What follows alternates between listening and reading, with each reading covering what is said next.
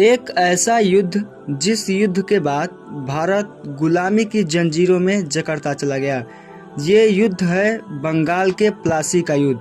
प्लासी का युद्ध 13 जून 1757 को भागीरथी नदी के किनारे प्लासी नामक स्थान पर हुआ था, जो वर्तमान में पश्चिम बंगाल के नदिया जिले में स्थित है।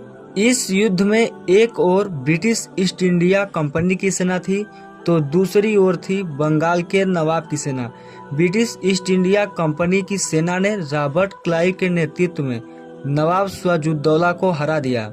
इस युद्ध में नवाब सिराजुद्दौला के हार का कारण उसका सेनापति मीर जाफर था, जिसने अंग्रेजों के सामने बिना लड़े ही घुटने टेक दिए। इस युद्ध को भारत के लिए बहुत दुर्भाग्यपूर्ण माना जाता है। इस युद्ध के परिणाम स्वरूप ही भारत में अंग्रेजों ने पैर जमा लिए। बंगाल भारत के सबसे अमीर प्रांतों में से एक था और अंग्रेजों ने उसकी विशाल संपत्तियों और संसाधनों पर नियंत्रण हासिल कर लिया। इसके अतिरिक्त मीर जाफर ने कंपनी और उसके अधिकारियों को भारी रकम दी, जिससे कंपनी की आर्थिक स्थिति मजबूत हो गई।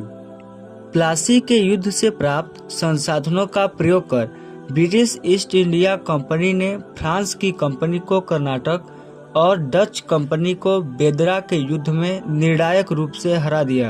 बंगाल की जीत ने क्षेत्रीय शक्तियों को अंग्रेजों के अधीन कर दिया, जिससे भारत में मुगल प्रभाव कम हो गया।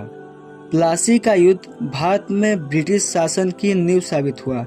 इससे न केवल बंगाल पर कंपनी ने अधिकार स्थापित किया, बल्कि इससे आगे के विलय और सत्ता की सुदृढ़ीकरण की एक मिसाल कायम की।